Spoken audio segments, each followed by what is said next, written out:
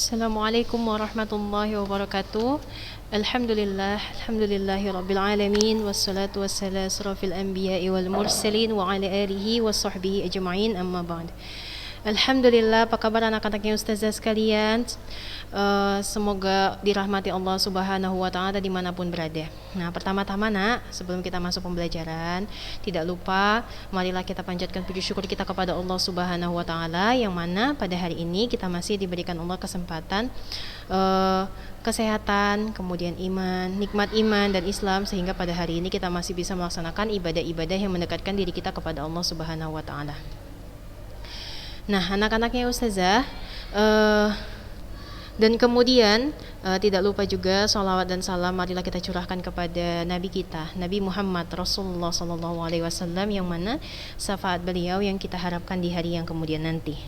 Dan semoga salawat itu tercurahkan kepada istri-istri beliau, sahabat-sahabat beliau, dan juga putra-putri beliau. Amin, Allahumma amin. Apa kabar anak-anaknya ustazah? Semoga selalu dalam lindungan Allah Subhanahu wa taala, dan ustazah harapkan tetap semangat walaupun dalam keadaan daring, tapi tetap semangat dalam belajar, tetap fokus karena sudah kelas 12, dan tidak lupa untuk selalu catat apabila ada yang tidak mengerti, dicatat di buku catatannya. Kemudian apabila ada pertanyaan bisa ditanyakan kepada ustazah langsung. Ya nak. Nah, untuk mempersingkat waktu, kita mulai saja pembelajaran kita hari ini. Yang kemarin kita sudah sampai ke fotosintesis. Kita sudah sangat jauh ya nak, alhamdulillah kita sudah sangat jauh. Dan beberapa kuis yang ustazah berikan kepada Ananda, alhamdulillah banyak yang mengerti. Walaupun ustazah kuisnya ustazah berikan dengan contoh yang ada di lapangan. Tapi alhamdulillah anak-anaknya ustazah Masya Allah mengerti arah dan tujuan dari kuis itu. Tetap aja arah dan tujuannya adalah ke materi kita yang sudah disampaikan pada hari itu gitu. Nah, kita lanjutkan pembelajaran kita karena minggu lalu kita sudah membahas tentang katabolisme, yaitu reaksi perombakan. Dan kita sudah juga membahas tentang reaksi anabolisme.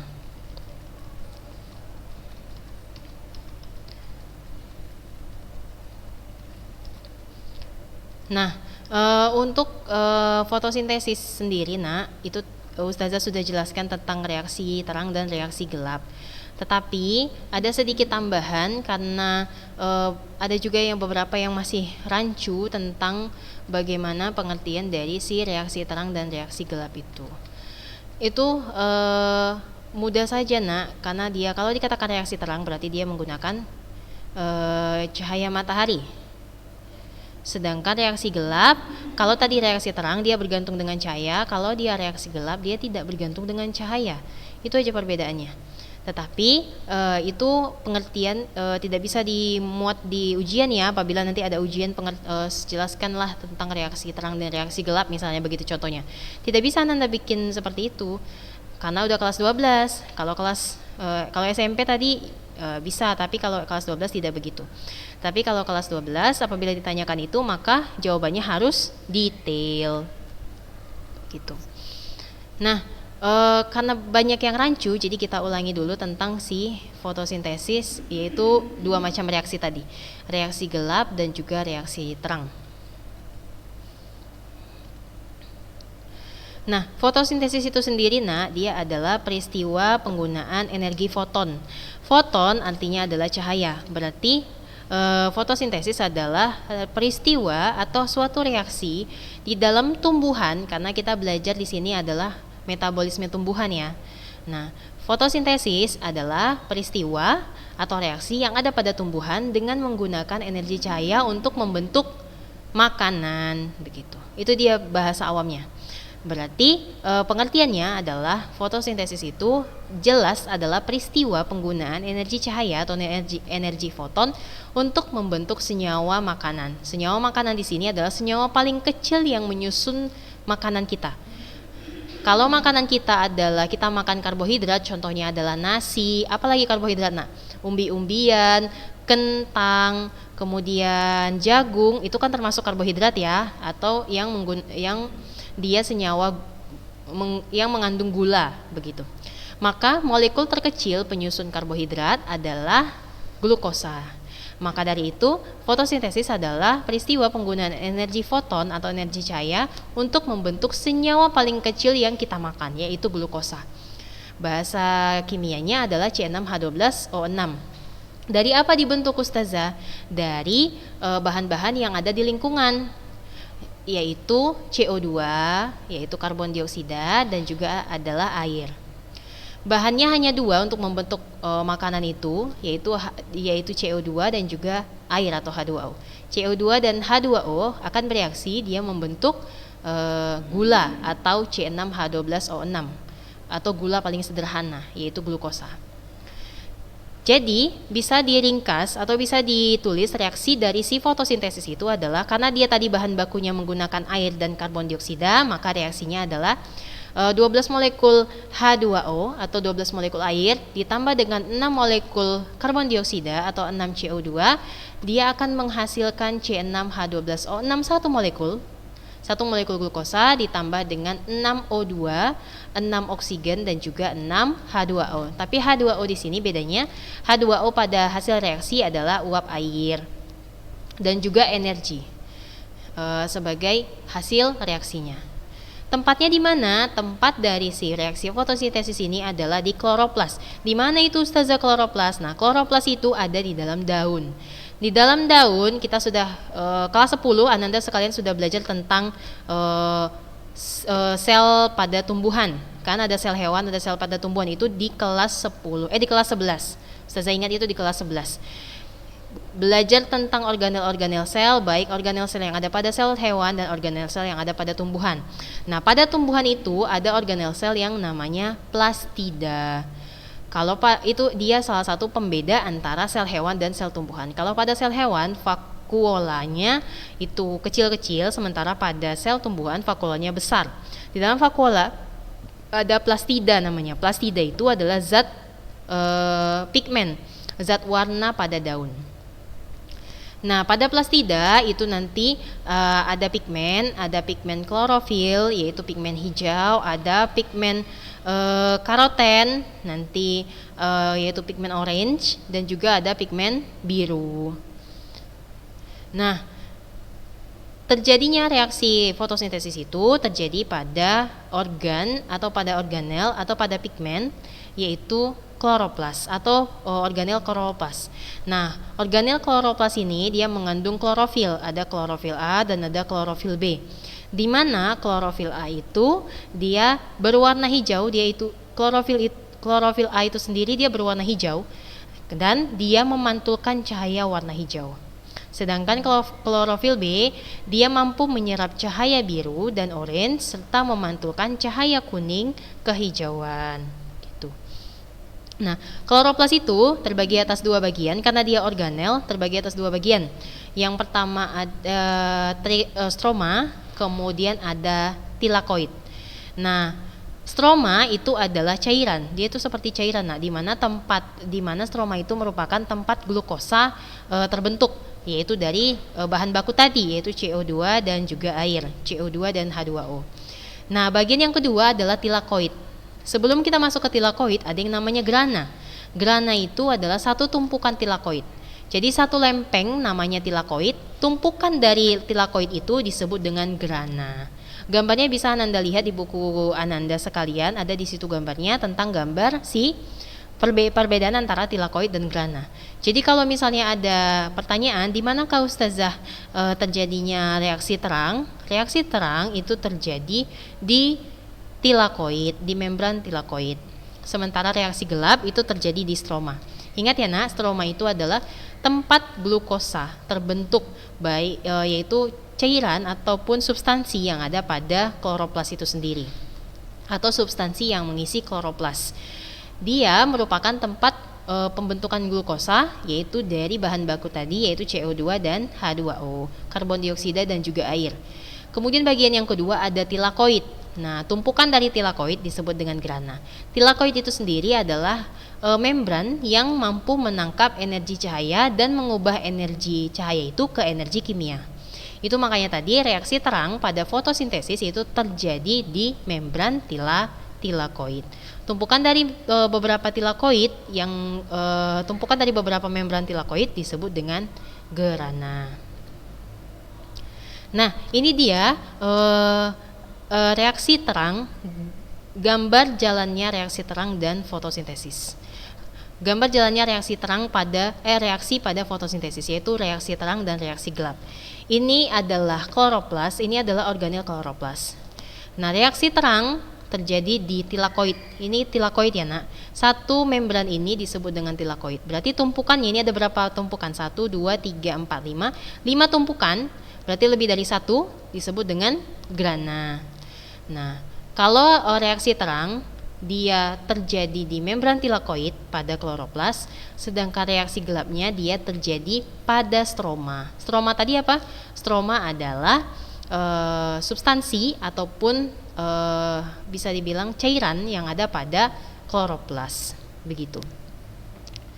Nah, reaksi terang dan reaksi gelap. Reaksi terang, perbedaan antara reaksi terang dan reaksi gelap jelas pada cahaya. Reaksi terang itu dia tergantung pada cahaya untuk proses reaksinya, sementara reaksi gelap proses reaksinya tidak tergantung pada cahaya. Nah, untuk reaksi terang itu dia adalah suatu reaksi yang bergantung pada cahaya. Udah saya jelaskan tadi ya. Nah, cahaya akan mengenai klorofil A. Lalu cahaya yang mengenai klorofil A itu akan menyebabkan elektronnya tereksitasi. Maksudnya elektron tereksitasi itu dia tereksitasi terlepas sehingga mempunyai energi lebih tinggi. Nah, dalam satu rangkaian reaksi kimia, energi itu akan diubah menjadi ATP dan NADPH. Itu dia tadi reaksi terang termasuk merupakan reaksi proses penyerapan foton atau proses penyerapan cahaya dan mengubahnya menjadi ATP, adenosin trifosfat dan juga NADPH. Nah, sedangkan air akan terurai di sini nanti ada proses namanya fotolisis air. Nah, air atau fotolisis itu adalah pemecahan air. Air akan terurai dengan melepaskan oksigen sebagai satu produk reaksi. Selanjutnya, ATP dan NADPH akan digunakan untuk membuat karbohidrat atau akan digunakan untuk membuat glukosa pada reaksi gelap, begitu. Reaksi terang terjadi di membran tilakoid. Waktu terjadinya reaksi terang itu adalah siang hari, Nak. Nah, zat yang dibutuhkan pada reaksi terang ini adalah air. Prosesnya tadi bagaimana, Ustazah? Yang pertama, kloroplas menyerap energi cahaya merah dan nila. Energi cahaya dan cahaya merah dan nila ini maksudnya adalah pada fotosistem itu ya, Nak. Jadi, di reaksi terang itu ada 2 fotosistem. Fotosistem 1 dan fotosistem 2. Apa itu, Ustazah, fotosistem? Nah, fotosistem itu adalah cara atau pada membran tilakoid klorofilnya bersama pigmen lainnya bergabunglah dia membentuk fotosistem. Nah, dalam fotosistem ada kan klorofil A, ada klorofil B, ada karoten. Nah, itu akan berfungsi sebagai penangkap energi cahaya atau foton. Nah, energi tersebut kemudian akan dibebaskan dari satu molekul ke molekul pigmen lainnya hingga sampailah ke pusat reaksi. Itu disebut dengan fotosistem. Nah, suatu pusat reaksi mengandung satu molekul klorofil A dan mengandung satu molekul penerima elektron utama. Nah, molekul penerima elektron utama akan menangkap elektron yang tereksitasi dari molekul klorofil pusat reaksi tadi. Lalu dia akan membebaskannya ke rantai transport elektron. Nah, ada 2 macam fotosistem yang Ustazah jelaskan minggu lalu. Ada fotosistem 1 dan ada fotosistem 2. Kita ulangi ya. Nah, masing-masing fotosistem itu mempunyai ciri khusus. Nah, pada fotosistem 1, klorofil adalah pusat reaksi. Klorofil pusat reaksinya itu disebut dengan P700. P700 itu maksudnya adalah foton 700. Dia hanya mampu menyerap cahaya dengan spektrum atau dengan panjang gelombang 700 nanometer. Itu maksudnya P700. Makanya fotosistem 1 itu klorofil sebagai pusat reaksinya itu hanya mampu menyerap pigmen cahaya dengan panjang gelombang 700 700 nanometer atau disebut dengan P700. Disebut demikian kenapa? Karena klorofil A tadi dia hanya mampu menyerap energi cahaya merah menuju ke nila atau dengan panjang gelombang 700 nanometer. Sedangkan dan juga pada fotosistem 1 itu terdapat juga 12 ikatan molekul protein yang berbeda. Nah, untuk ikatan molekul protein ini Ananda sekalian biasanya tidak terlalu dibahas, tetapi Ustazah sampaikan saja karena Ustazah juga waktu SMA dipelajarinya untuk ikatan molekul protein ini di kuliah ya, karena panjang reaksinya, tetapi Ustazah sebutkan saja untuk fotosistem 1 itu terdapat 12 ikatan molekul protein yang berbeda. Nah, klorofil A dia mempunyai 96 molekul yang terdiri dari 2 molekul sebagai pusat reaksi dan juga 4 molekul tambahan dan juga ada 90 molekul sebagai pigmen antena. Nah, untuk pigmen antena ini ada di beberapa buku SMA, tetapi pada buku kita dia tidak ada di situ tidak ada di situ pigmen antena, tetapi ada di beberapa buku SMA disebutkan. Untuk buku SMA ada beberapa buku SMA yang menyebutkan pigmen antena ini karena dia sangat berperan untuk terjadinya fotosistem 1 dan fotosistem 2. Kemudian ada yang namanya fotosistem 2. Tadi fotosistem 1 dia klorofilnya hanya mampu menyerap dengan panjang gelombang cahaya 700 nanometer. Ada fotosistem 2. Nah, fotosistem 2 itu adalah klorofil sebagai pusat reaksi, dia hanya mampu menyerap cahaya dengan panjang gelombang 680 nanometer atau disebut dengan P680. Makanya jangan bingung-bingung kalau misalnya ada nanti di buku apa itu P700, apa itu P680. P700 adalah di mana reaksi itu hanya mampu menyerap cahaya dengan panjang gelombang 700 nanometer. Panjang gelombang itu kalau udah belajar fisika ada yang namanya spektrum warna. Spektrum warna yang ada pada warna itu ada 7 warna. Ada biasanya disingkat Meiji-Kuhi Binyu, merah, jingga, kuning, nila, Meiji-Kuhi, hijau, biru dan nila. Meiji-Kuhi Binyu ada 7 warna.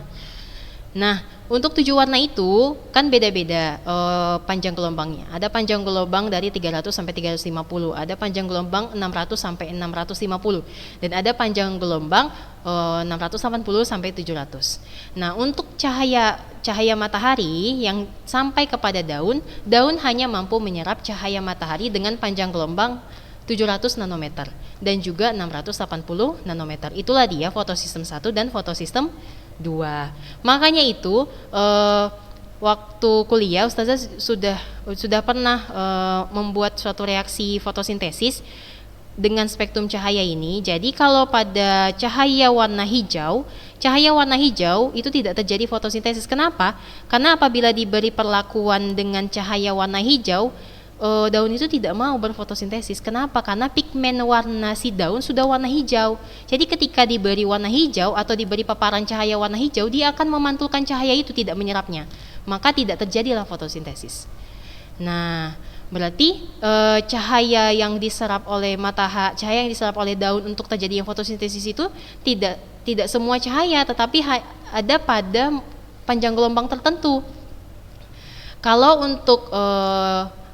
untuk fotosistem 1 dia hanya mampu menyerap panjang gelombang 700 nanometer itu di warna biru menuju nila.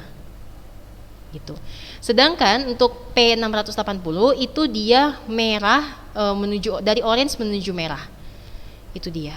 Jadi gelombang atau cahaya yang mampu diserap ketika terjadinya fotosintesis optimal apabila terjadi pada cahaya dengan panjang gelombang 700 yaitu biru ke nila, cahaya warna biru dan nila menuju nila, kemudian P680 yaitu cahaya warna orange menuju merah.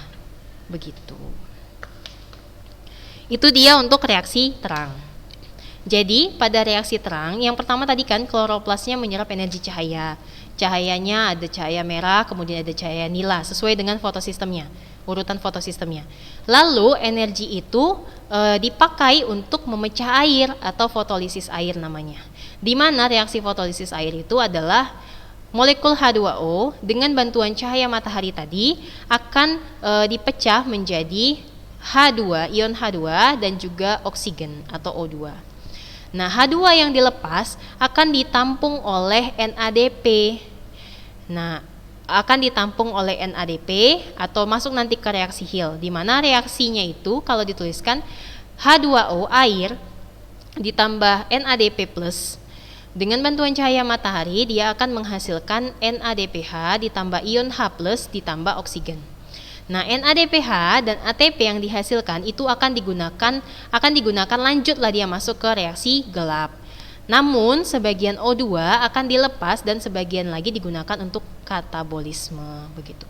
Maka dari itu, fotosintesis itu kan dia hasilnya adalah O2. Karena tadi reaksi fotosintesis itu dia menggunakan H2O sebagai bahan baku, air adalah sebagai bahan baku untuk reaksi fotosintesis, ditambah dengan karbon dioksida, maka hasilnya adalah makanan. Makanan di sini tidak langsung karbohidrat ya, tapi satu molekul glukosa. Satu molekul glukosa atau C6H12O6 ditambahlah dengan oksigen. Nah, oksigen ini bisa diserap atau masuk ke jalur katabolisme, bisa juga dilepaskan ke udara sehingga makhluk lain bisa menikmatinya. Contohnya adalah manusia, hewan yang membutuhkan oksigen, dan juga ada H2O atau uap air, begitu. Itulah dia reaksi terang pada fotosintesis.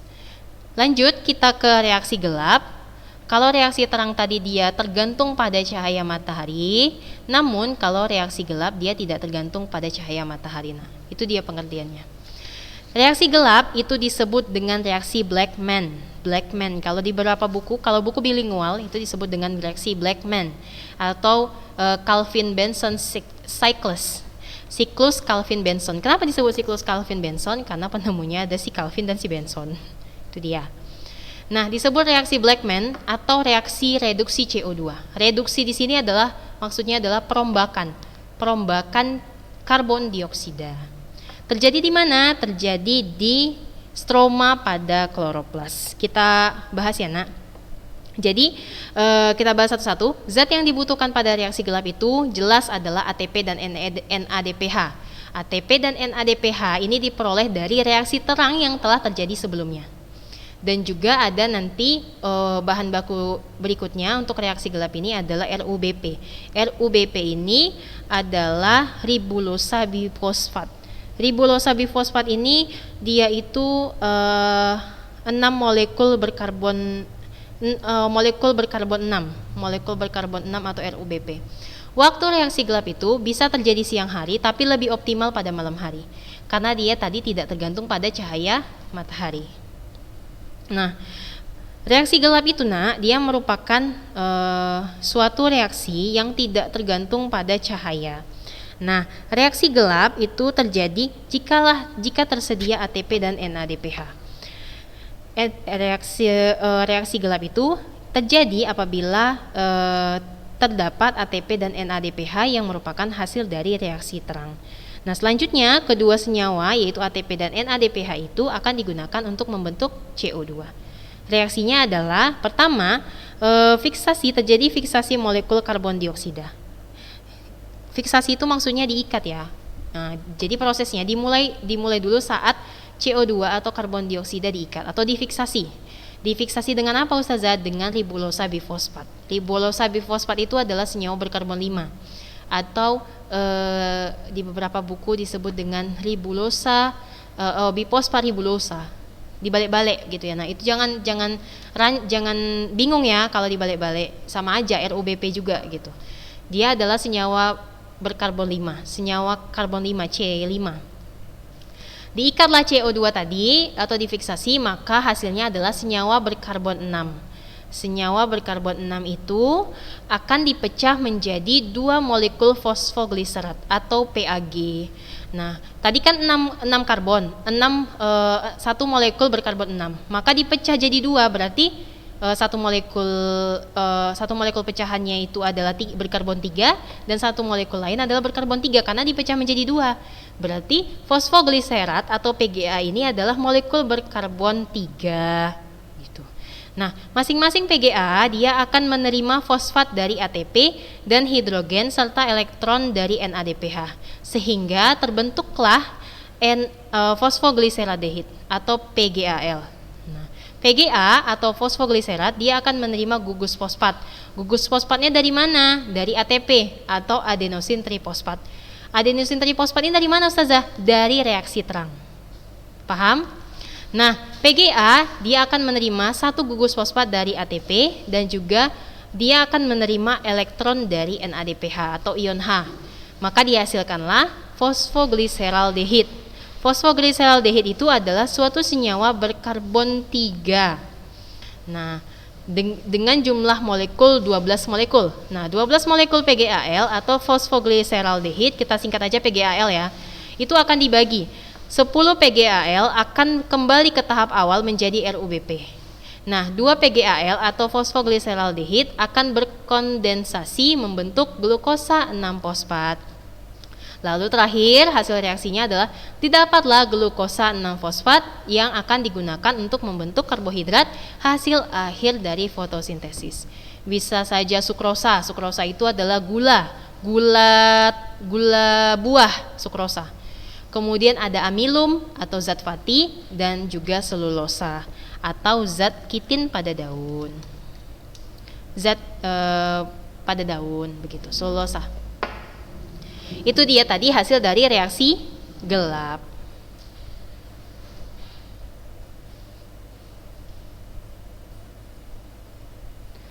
Nah, untuk fotosintesis tadi kita ulang lagi. Tadi reaksinya adalah H2O, kan bahan bakunya adalah H2O. H2O ditambah CO2, maka hasilnya adalah C6H12O6 ditambah O2 ditambah H2O. Berarti kalau ada pertanyaan, biasanya kalau pada Olimpiade Biologi, tapi soal-soal Olimpiade Biologi biasanya dimasukkan juga ke soal ujian akhir biasanya, tapi jangan bingung-bingung ya Ananda, sebenarnya soal Olimpiade Biologi itu tidak susah, tapi biasanya bahasanya yang ditinggikan begitu. Jadi jangan bingung, jadi ingat pada reaksi terang hasilnya adalah ATP dan NADPH. Itu dia hasilnya. Hasil dari reaksi terang adalah ATP dan NADPH.